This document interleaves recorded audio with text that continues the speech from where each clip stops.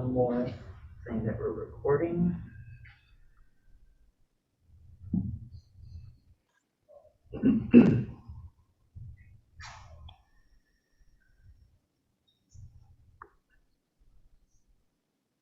We are all set. Good afternoon. We'd like to welcome you to the City of Albany Industrial Development Agency Board meeting. Today is September 23rd, and we are starting at 12:15. We'll begin with a roll call. Again, my name is Susan Petto. I'm the chair of the board. The other board members that are here in person are Liek and Anthony Gaddy. We have on Zoom Bob Schofield. At this moment, I don't believe we have Dara Shanfar with us, but we expect him. Darius, are you there? Okay. We're meeting him now. And we have Darius with us now as well. So we'll start by calling for a motion to dispense with the reading of the minutes of the board meeting of August 19th, 2021, since they were previously dispensed. And we will, in the same motion, ask for approval of those minutes. So moved. I'll second. All in favor? Aye. Aye. Aye. Minutes of the board meeting of August 19th are approved.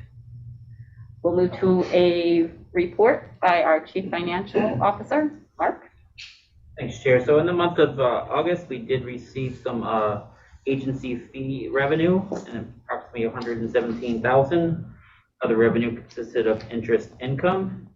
On the expense side, the expenses incurred were either budgeted for and part of the 21 budget, or the SPAP grant awards that were approved back in October of 2020. With that, we are projecting ending year-to-date cash at the end of the year to be approximately $3.4 million. Thank you. Any comments, questions for Mark? Okay, if none, we'll move on to unfinished business. We'll start with a discussion of 1415 Washington property. This project was addressed by the Finance Committee and favorably recommended to the full board in March, pending approval of seeker approvals. We have now received those, but since it's been a while since we've discussed this, we'll ask Andy to give us a bit of an extended project synopsis. Thank you, Chair. The project proposes to construct an approximate 414,000 square foot, 5-story residential student housing dormitory complex containing approximately 240 residential units, totaling 560 beds. The 2.85 project site, which currently has a 95-room hotel that will be demolished, will also include 207 off-street parking spaces. As Chair noted, this project was previously discussed at both the finance and board level. A public hearing was also held in March. To recap the request at hand, the applicant has requested mortgage recording tax exemptions, sales tax exemptions, and real property tax exemptions in line with what the project evaluation and assistance framework provides for the assessed value per unit level. We also have a representative of the project with us here today to answer any additional questions. Great, thank you, Andy. Any questions for Andy or for the representatives of the project here today? Okay, if not, we will move on to approving the 4 resolutions associated with this project. We'll start with one question before we get the motions on. Okay, go ahead, Phil. I may have missed this at a prior meeting, but there was a newspaper story in the paper this morning, I believe, about this project and the unique approach to the affordable housing component that the city has in place, which, as I understand it, is proposed to be a payment to the city to essentially, not to the city, to Habitat in order to take care of that that issue.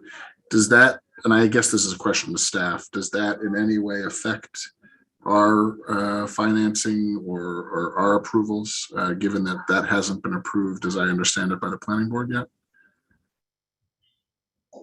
Andy, do you want to take this? Sure. So we did look at this in our financial analysis as both this project inclusive of the inclusionary housing units per the USDO and also without those. Looking at both, as it stands now, as you just spoke to what was reported, the project still falls within reasonable financial return parameters. Just to confirm though, Bob, to your question, I do believe the project has its full planning board approvals.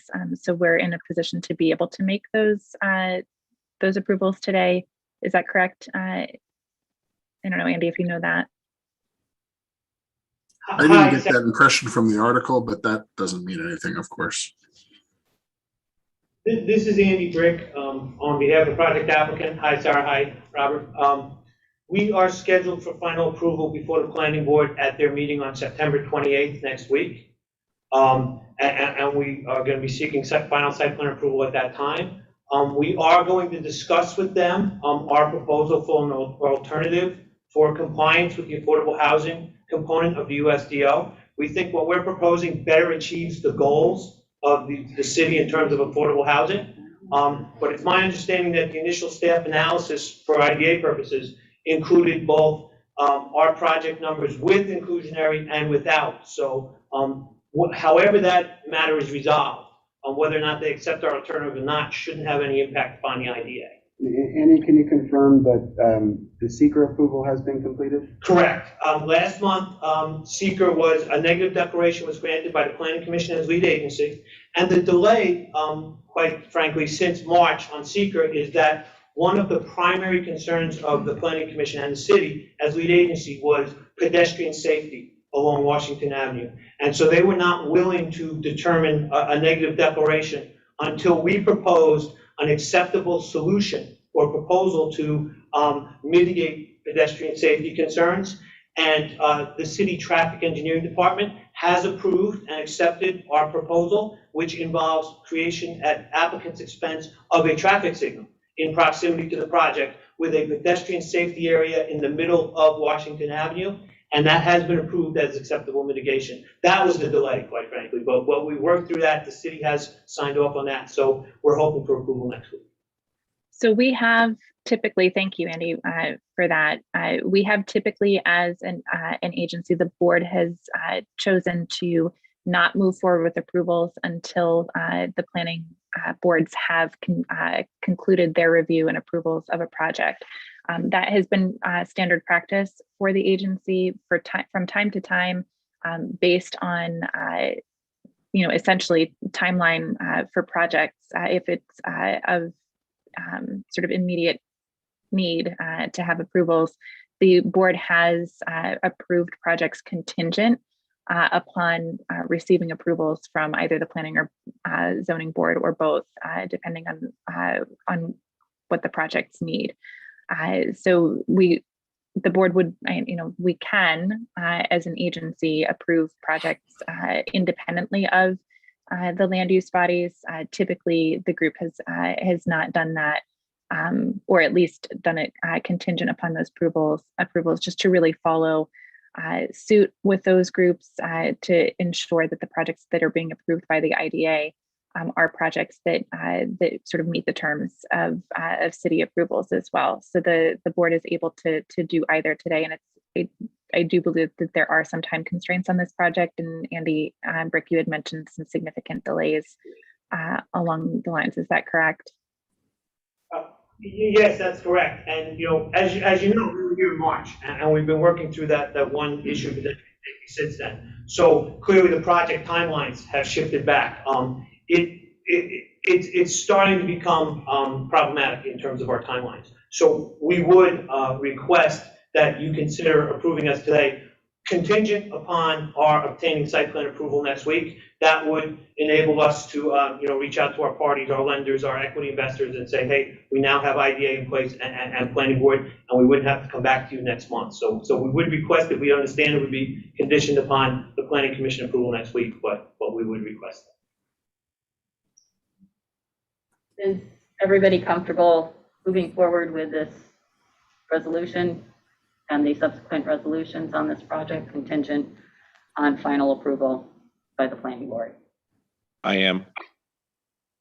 And so, I guess another question to staff, assuming we proceeded in that fashion, the contingency would truly be that if planning board approval doesn't happen, then our approval is essentially just held in abeyance.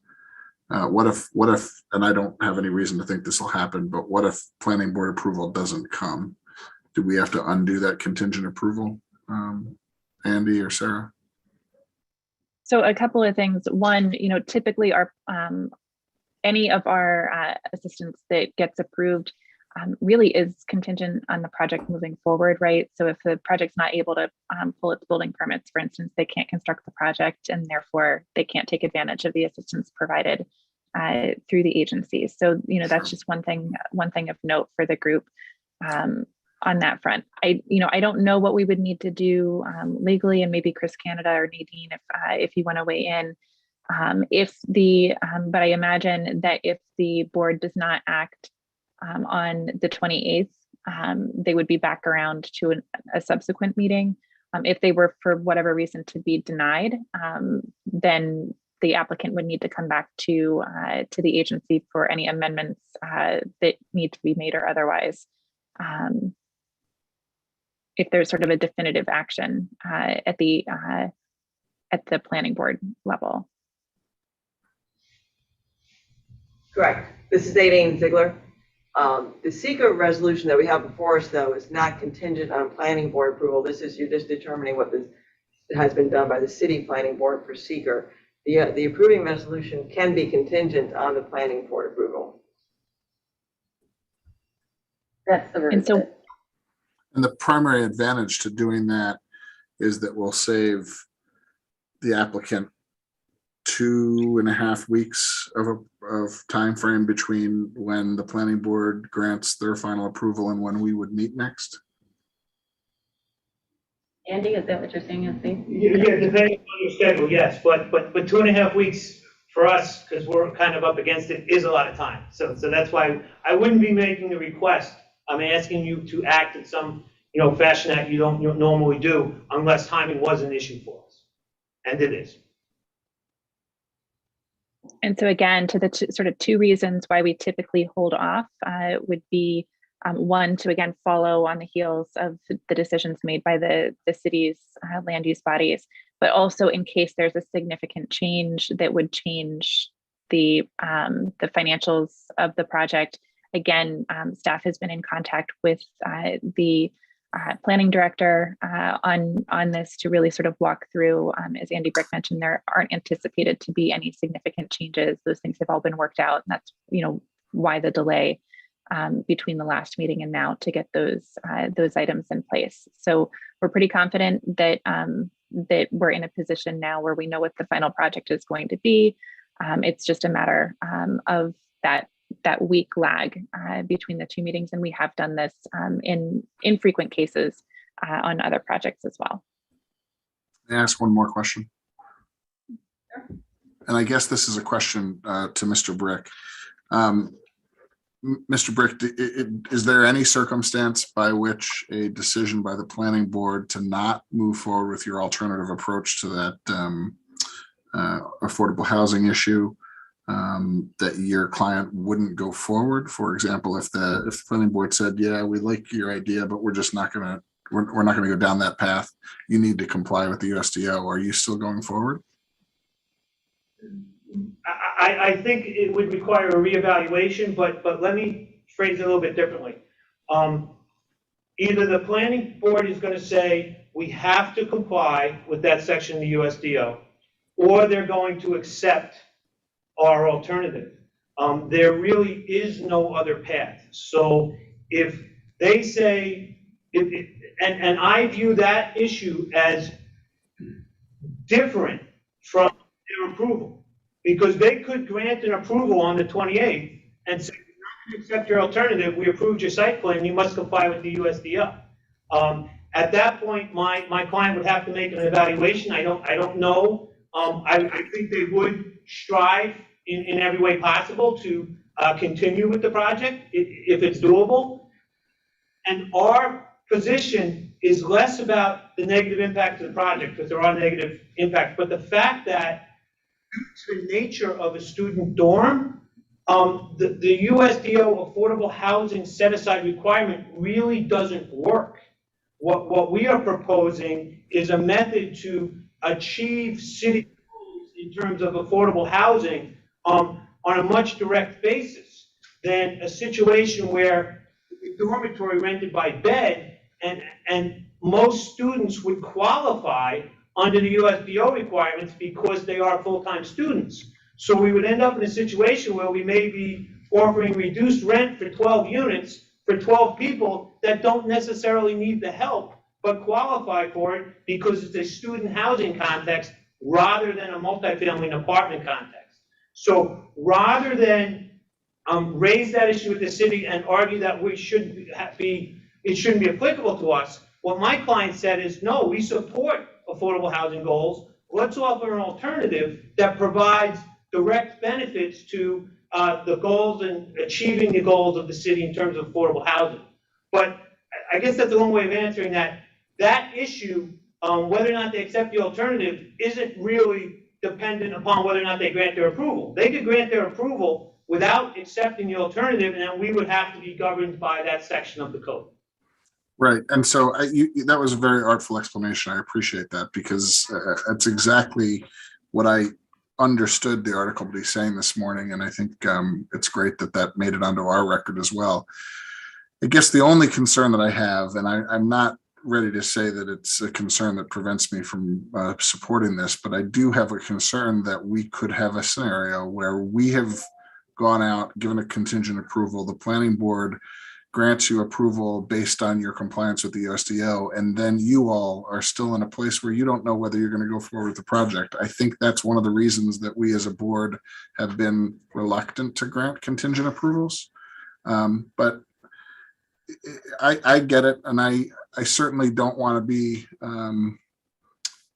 difficult in the sense that you have a tight timeline, but I do think the board should think about this as we're making our decision today.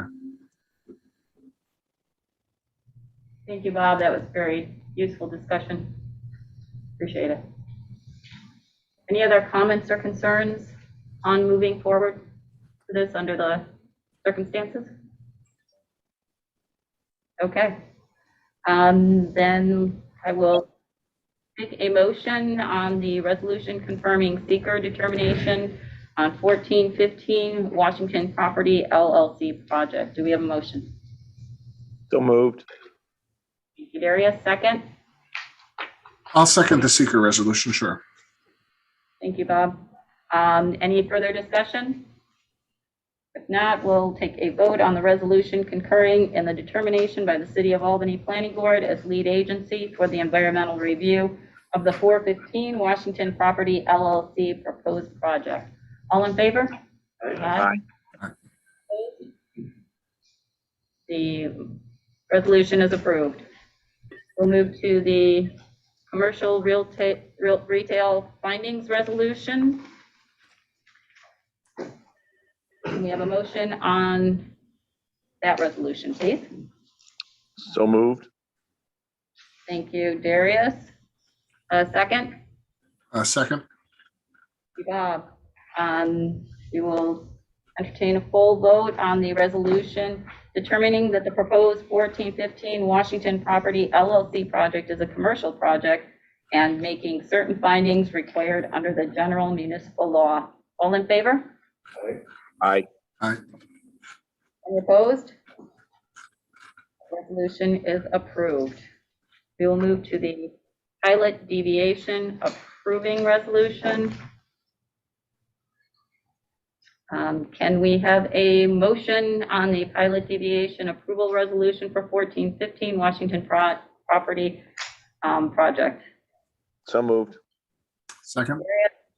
Bob, We will take a vote on the resolution authorizing a deviation from the agency's uniform tax exemption policy in connection with the proposed payment in lieu of taxes to be entered into by the agency in connection with the proposed 1415 Washington Property LLC project.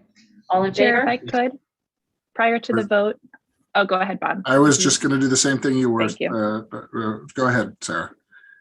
I will just note, because the board is taking a vote on a deviation from our uniform tax exemption policy, that we have done a thorough cost benefit analysis of the project. Those details are included in previous packets that were considered by the agency board, as well as within the approving resolutions, and will be within the documents approved for the project as well, citing benefits both to the community and financially to the taxing jurisdictions. And I'll just add to that, because I don't think we say it enough, but staff really does a phenomenal job in helping us look at those special circumstances on every one of these, and you really do enable us to take the deep dive that we need to when we're looking at pilot deviations. So thank you for once again helping us build that record. Thank you, Sarah and Bob. We'll take a vote on the resolution. All in favor? Aye. Aye. And the motion is carried. And finally, we will move on to the approving resolution, contingent on final approval by the planning board. Do we have a motion? So moved. Thank you, Darius. Second? So I'll second this motion, but I want to be a little bit more specific on what exactly we mean when we say contingent. Particularly in that circumstance that Mr. Brick described, if the planning board approves this without their alternative, do we want our contingent approval to evaporate, or do we want to have it move forward? I think under either scenario, I'm okay with it. And you're okay with the fact that leaving two approvals out there, that the applicant then could make a decision as to whether or not they're going to move forward? Yeah, I mean, yeah, I think it's every project we pass, is kind of contingent upon them completing the duty as a practical matter. So, I mean, we've had ones that we've approved that haven't gone through because the developer ran into some issues. So, yeah.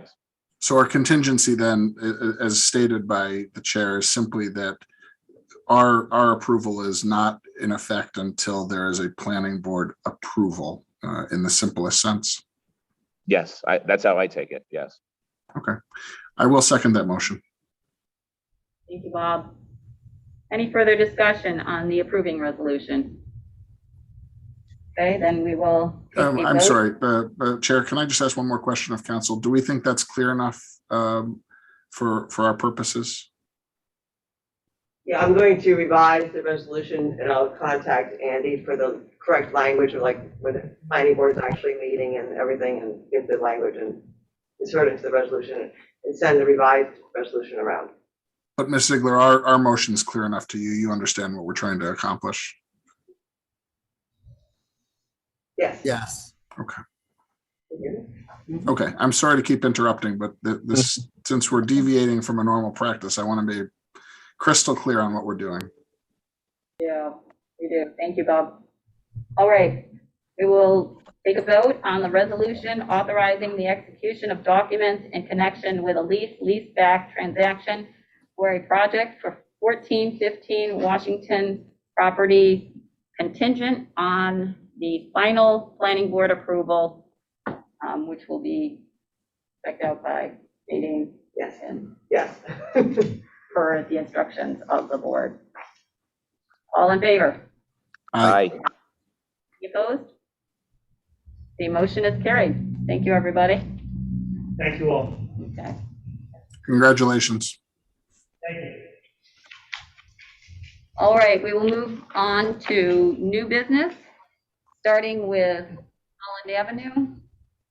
We have a public hearing resolution proposed for October 13th. Andy? Thank you, Chair. Project at hand involves the construction of an approximate 67,000 square foot market rate apartment complex containing 60 residential rental units with approximately 59 parking spaces. This project was previously discussed in depth as well at last week's Finance Committee. Any other general comments or questions about Hollandale? If not, I'll entertain a motion for the public hearing resolution for Holland Avenue. So moved. Thank you. We have a second. Thank you, Lee. We will entertain a full vote on the resolution authorizing the Chief Executive Officer of the City of Albany Industrial Development Agency to hold a public hearing regarding a proposed project to be undertaken for the benefit of Holland Ave Oz LLC. All in favor? Aye. Any opposed? The motion is carried. Thank you very I'd like much. to note, Chair, I need to note for the record my abstention on that vote. I believe my firm has involvement with one of the parties to the transaction, and therefore I don't think we're doing the work on this matter, but I just need to recuse myself. Duly noted. Thank you, Bob. Thank you. Thank you. Good luck. All right, we will move on to 21 Erie Associates, the Huck Benz project.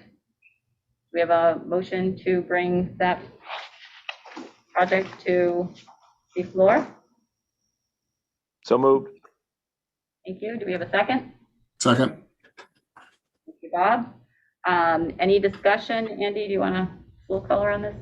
Sure. This project was previously introduced at the Finance Committee and involves the historic renovation and conversion of an approximate 225,000 square foot warehouse on Erie Boulevard into approximately 275 market rate apartments and 45,000 square feet of commercial retail space. Very good. Any discussion on the Huck Benz project? If not, we'll call for a vote on the resolution authorizing the Chief Executive Officer of the City of Albany Industrial Development Agency to hold a public hearing regarding a proposed project to be undertaken for the benefit of 21 Erie Associates LLC. All in favor? Aye. Aye. Any opposed? The motion is carried. And we move on to 745 Broadway Albany LLC. Andy, can you give us a little synopsis on this one, please? Sure. This project was discussed at length at the September Finance Committee meeting as well. The project was originally approved by the IDA board in October 2020. The current applicant will be purchasing the project from the original owner and is requesting the transfer of the approving documents. There were some very slight changes to the project, inclusive of the addition of approximately 2,400 square feet of retail space on the ground floor of the 99,000 square foot, 80 unit new construction apartment complex. And there is a representative from the applicant here with us today to answer any further questions. All right. And we have a motion to bring the amended approving resolution on 745 Broadway, Albany, Broadway Apartments, LLC, Broadway 915 LLC project. So moved.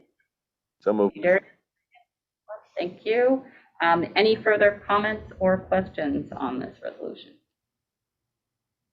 If none, we'll move to a vote on this resolution amending a resolution entitled Resolution Authorizing Execution of Documents in Connection with a Leaseback Transaction for a Project for Broadway 915 LLC, known as the company. All in favor? Aye. Aye. Opposed? Any abstentions? Okay, the project is approved. Thank you. Good luck. All right, we'll move on to other business. Sarah, do you have an agency update?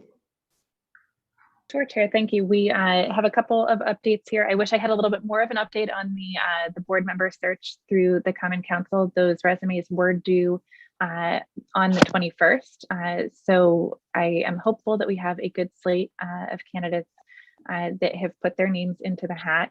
As soon as I have an update from the chair of the Economic Development and Land Use Committee, I will circulate a note around to the group, letting people know that we should be able to see the resumes and applications of if anyone similar to how the board has been able to review those in the past. So more to come there. What I will be doing is circulating to the council the updated letter that we discussed at the governance committee last week. I'll get that around to you all this afternoon with the changes that the full board who was present at that meeting was able to make related to the background and characteristics of an ideal City of Albany Industrial Development Agency board member. We had a robust discussion at the governance committee related to that. As along with our annual Common Council update, Andy did a great job of updating the findings from our 2020 year at the IDA that incorporates the OSC's report findings, as well as our final ABO report. We'll get that Common Council report to them, along with an updated presentation that you all had seen during the board training a couple of weeks back. So you'll get that along with the council as well, and that should hopefully get them re-updated on the activities of the IDA in time to make an informed decision on candidate for board, two candidates, hopefully for the board. Thank you, Sarah. Any questions or comments? If not, we'll move on to compliance update, review a bit of what happened at the governance committee. Tom or Andy? Sure. And actually, I think that the big compliance update today is to talk a little bit about 960 Broadway and Nipper. If just for the board, back in May, we had a discussion about both of those projects, non-compliance with our annual documentation that we request regarding the sales tax use and jobs. And so we did bring on at that last call Christian Soller from Hodgson Russ. Christian is here today just to give the board an update in terms of how that process is moving along. So Chair, I'm going to bring it back to you, but it would probably make sense to go into executive or exempt session to have that conversation. Okay.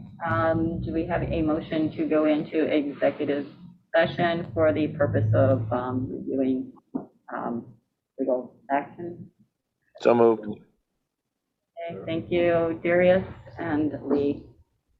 We will go into executive session then as soon as we can manipulate the Zoom call.